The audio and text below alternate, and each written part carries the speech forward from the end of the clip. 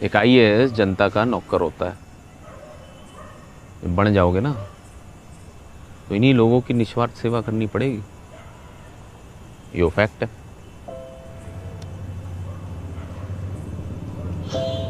पर संदीप भैया, बहुत सारे लोग तो पावर के लिए आईएएस बनते हैं। देख भाई, पावर से बल्ब भी जलता है जो लोगों की जिंदगी में रोशनी कर देता है। पावर से करंट भी लगता है जो लोगों की जान ले लेता है। You have to decide power का यूज कैसे करना है। तो ये बता, why do you want to be an IAS officer? भाई संदीप भैया, देश की सेवा करनी है, देश के लिए कुछ करना है। तो इंटरव्यू वाला आंसर है। पैनल को इम्प्रेस करने के लिए हर कोई यही बोलता है। मैंने भी यही कही थी भी। इसमें एक चक्कर और है, देश की सेवा तो और कोई कर रहा है। चाय वाले से लेकर बड़ा बिजनेसमैन, स्पोर्ट्समैन से लेकर स्पिरिचुअल गुरु, किसान, टैक्स पेयर, टैक्स तो सभी देते हैं। हाँ, सब देते हैं। भी तो देश की सेवा कर रहे हैं। तो आईएएस बन के देश की ऐसी कौन सी सेवा कर लेगा तू? वाह बता।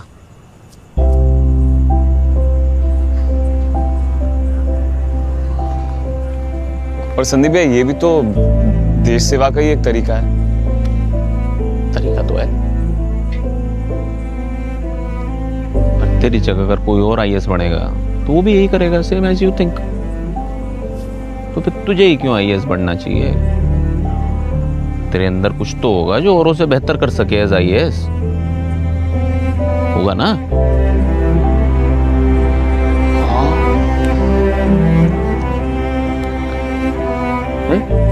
क्या करेगा बता? क्या अलग करेगा?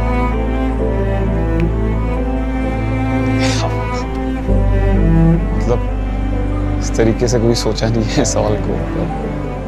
सोचो बेटा, सोचो, यही तो सोचने वाली बात है। इंटरव्यू से ज्यादा तुम्हें क्लियर होना चाहिए आईएएस क्यों बनना है। ये आईएएस बनने की ट्रेनिंग लबसना से ना, यही प्रिपरेशन से शुरू होती है। सब्जेक्ट जो है ना, गर्लफ्रेंड जैसा होता है। जिस लड़की में आपका इंटरेस्ट नहीं है, आप खुश ही नहीं रह पाओगे ना, ब्रेकअप हो जाएगा। लेकिन जिस लड़की में आप जितना इंटरेस्ट लोगे, जितना टाइम दोगे, उतना प्यार देगी। सही? हाँ, सब्जेक्ट है। सोचो।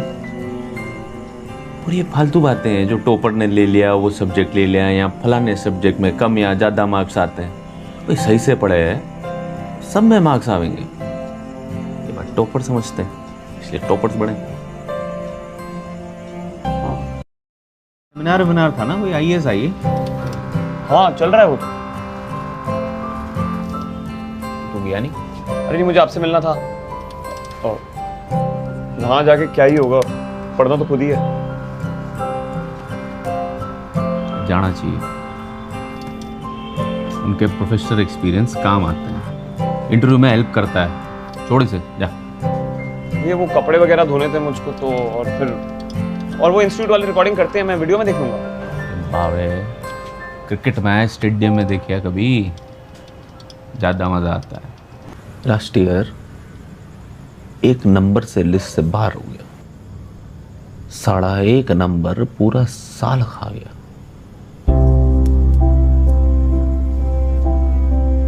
4 सालों का बर्डन है कुसुम पर।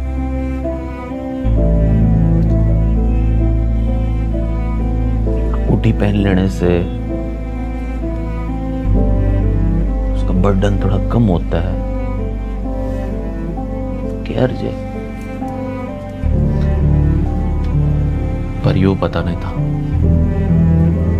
कि अंगूठी के साथ एक सवाल और आता है।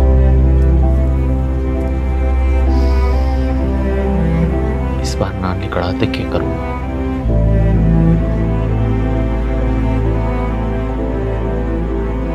पहले लोग पूछते थे, अब मैं खुद से पूछता हूं। इस साल ना निकला तो क्या करूं? आप कोचिंग ज्वाइन करते तो उससे थोड़ा बेटर ही होता, मतलब कुछ तो और हेल्प मिलती ही।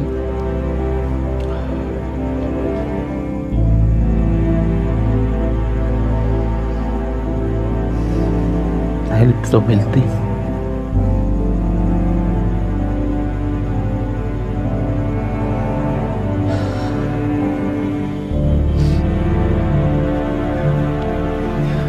क्या बताऊं?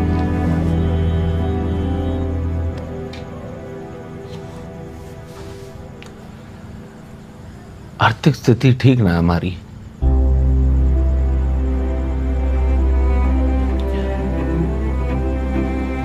एक रोटी के बारे में सोचूं बापू की, कि कोचिंग के बारे में सोचूं,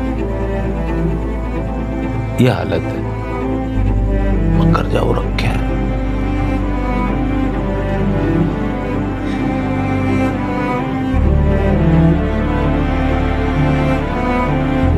घरवालों को विश्वास है कि इस बार तो निकाल लूंगा।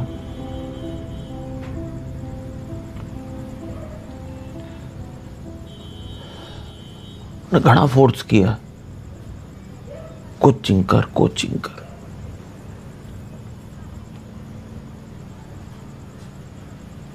मैंने विश्वास दिलवाया, मैंने कोचिंग की कोई जरूरत ना है, मैंने कर दी। मैंने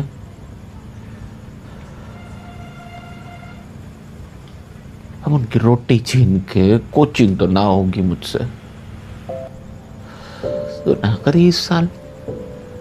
संदीप भैया, आपका कोई प्लान भी है क्या? प्लान बी फॉर लूजर्स, समझा ना? Plan B is for losers. ये सोच के तो गवर्नमेंट जॉब छोड़ी थी, ये भी समझ में आ रहा है।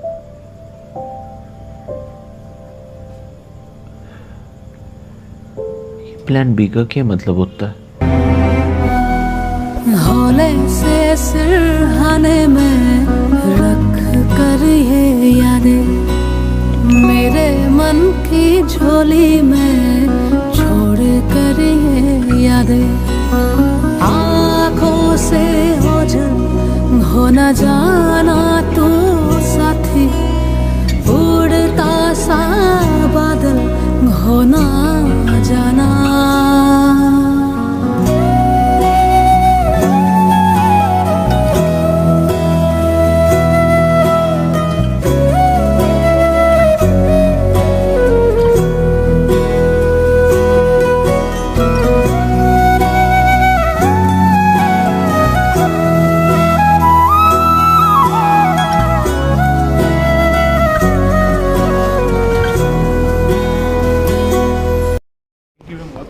कौन सी मीट? सर, आप एलसी साहब हैं और ये उनके सबॉर्डिनेट्स।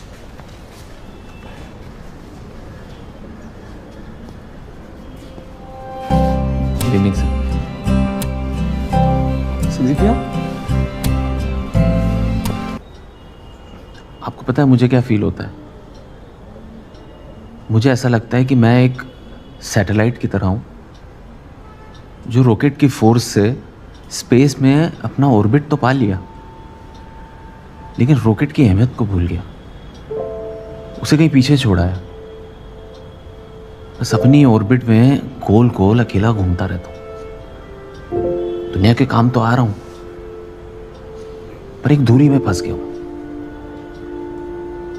सैटेलाइट तो फिर भी मशीन है, उसे फर्क नहीं पड़ता, लेकिन एक ह्यूमन प्यार, रिश्ते, दोस्ती के फोर्स के बिना ना दूरी पे घूमता हुआ डायरेक्शनलेस है।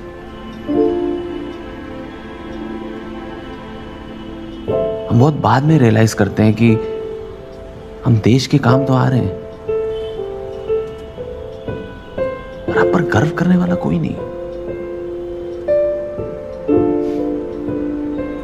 लोग तारीफ करते हैं, तालियां पीटते हैं, गालियां देते हैं, पर अंदर से एकदम खाली, zero.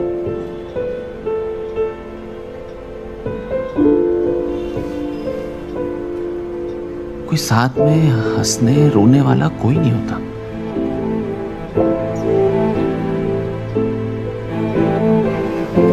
Kusum was my rocket.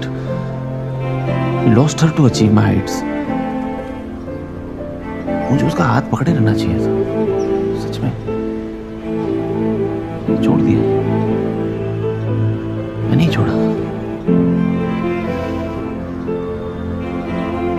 आपको पता है, माँ बाप प्यार दोस्त, इन्हें अपनी ड्रीम्स के लिए सैक्रिफाइस कर देना is not worth it, not worth it at all.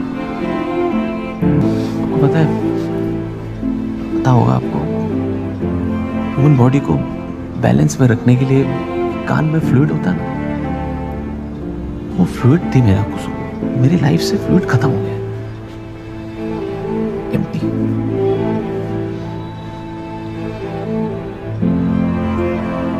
हाँ, मुझे खुशी है कि हम देश के काम आ पा रहे हैं, देश के लिए बहुत कुछ कर रहे हैं, पर लाइफ का फुलफिलमेंट तो बैलेंस में है।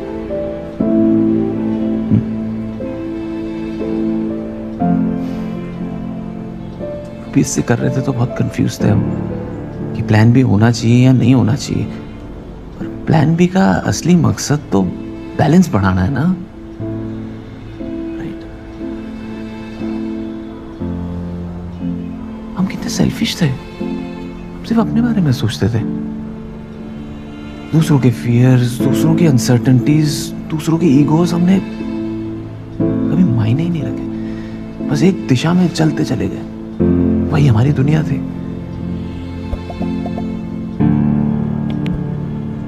अब मेरा गुरूर देखो, मैंने कुसुम को आज तक सॉरी नहीं बोलिया।